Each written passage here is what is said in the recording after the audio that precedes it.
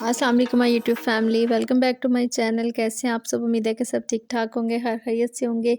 तो जी आज हमारे किचन में बहुत ही एक अच्छा सा यम्मी सा पराठा बन रहा है। ये उस टाइम के लिए पराठा है जब आपका दिल करे जी आज हमने कुछ नहीं बनाना, आज हमने दिल नहीं कर रहा, हम बड़े सुस्त हो रहे हैं।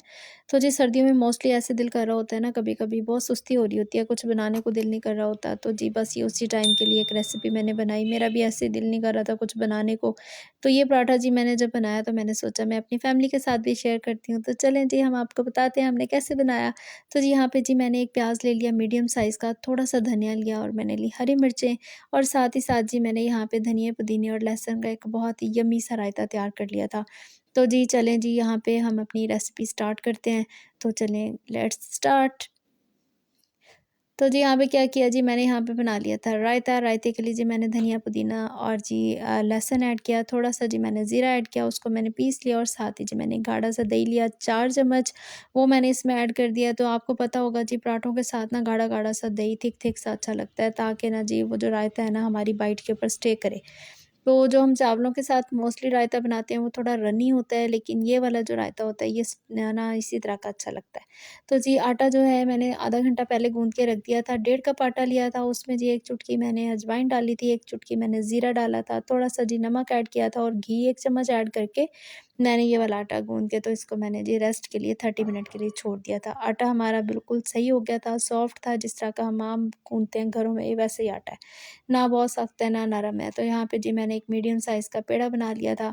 अब आप सोच रहे होंगे जी आप ही ने सारा कुछ कर लिया, तो जी मसाले तो ऐड ही नहीं किए। तो जी मसाले मैंने इसलिए ऐड नहीं किए क्योंकि जी प्याज़ में होता है आपको पता है बहुत ज़्यादा मॉइस्चर, बहुत ज़्यादा पानी होता है। जब हम ऐड करते हैं ना इसमें अपना नमक और मिर्चें वगैरह तो फ़ौरन जो पानी ये छोड़ना स्टार्ट कर देता है।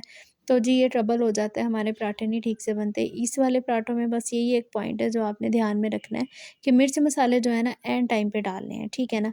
तो जी यहाँ पे मैंने ना धनिया, मिर्चें और प्याज़ जो था मिक्स कर लिया था और यहाँ पे जी स्पाइसेस की बारी आएगी और जी स्पाइसेस भी मैंने बहुत कोई ख़ास नहीं डाले थे, बस आम से स्पाइसेस जो हमारे किचन में होते हैं।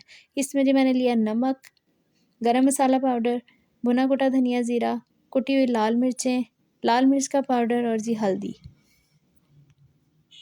तो जी ये देखें यहाँ पे ये सारे स्पाइसेस मैं इसमें डाल दूँगी और जी यहाँ पे जो क्रिस्पी-क्रिस्पी, क्रंची-क्रंची प्याज़ है ना, इसको इसी तरह से हमने ना अपने पेड़े में ऐड करना है। तो जी यहाँ पे ये देखें मिक्स कर रही हूँ मैं माशाल्लाह से कितना ही अच्छा क्रिस्पी सा प्याज़ है। बस ये वाली एक स्टेज होती है जिसमें आपने झटपट करना होता है। तो इसीलिए मैंने रोटी थोड़ी-सी पहले बेल के रख ली थी पेड़े के लिए ताकि जी हमें ना प्याज़ को छोड़ना ना पड़े।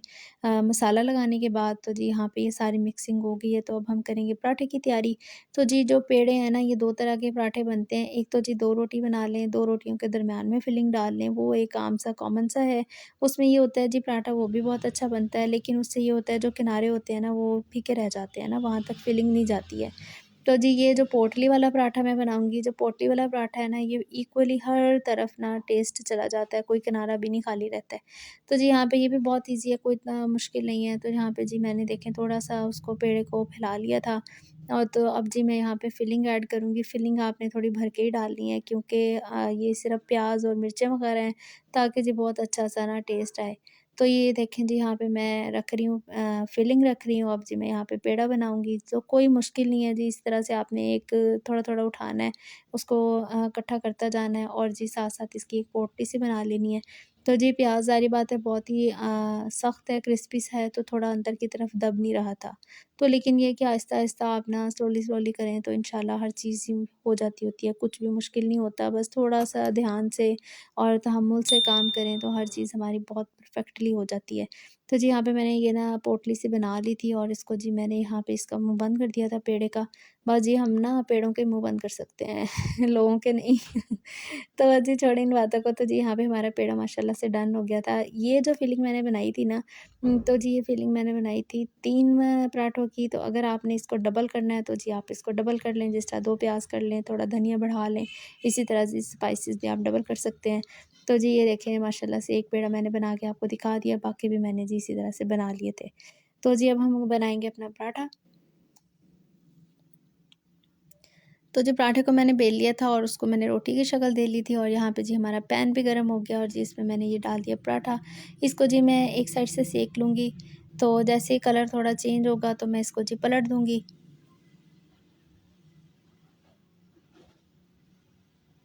ये देखिए माशाल्लाह से जी कलर चेंज हो गया था, तो मैंने इसको ना पलट दिया था। तो इधर दूसरी तरफ से मैंने सेक के इसको दोबारा पलटा और जी मैं यहाँ पे लगा रही थी घी। ये जो प्याज़ नज़र आ रहा होता है ना, ये बहुत अच्छा लगता है पराठों में ना। और जो ये थोड़ा फट जाता है ना दरमियान में से, इससे जो हमारे पराठे के अंदर तक घी जाता है और यकीन करें बहुत क्रिस्पी पराठे बनते हैं। मैं ये पराठा आपको एंड पे दिखाऊँगी, कितना ही क्रिस्पी और अच्छा क्रंची सा ये मज़े का बना था। तो जी बड़े फिलिंग वाले पराठे होते हैं जी, कीमे के पराठे, आलू के पराठे, मूली के पराठे, तो हमारे घर में माशाल्लाह जी ये सारे पराठे सर्दियों में बनते हैं। तो जी सर्दियों को एंजॉय करना चाहिए, छोटी-सी होती हैं, मेहमान होती हैं हमारे पास, तो माशाल्लाह ये देखें जी हमारा जो पराठा है ना कितना ही अच्छा सा गोल्डन हो गया है और बहुत ही अच्छी-सी खुशबू भी आ रही थी। तो बस ना मुझे तो ना बहुत ही ये मज़े का लगा था। आप जब बना के खाएँगे ना आपको भी बहुत ही अच्छा लगेगा इंशाल्लाह। तो जी ये देखें हमने एक साइड से इसको अच्छे से सेक लिया था, हमने पलट दी थी साइड और दूसरी साइड से भी हमने इसी तरह से जी इसको ना पका लेना है। तो जी आपने ये ना लाज़मी ट्राई करना है, पराठा बहुत अच्छा बनता है।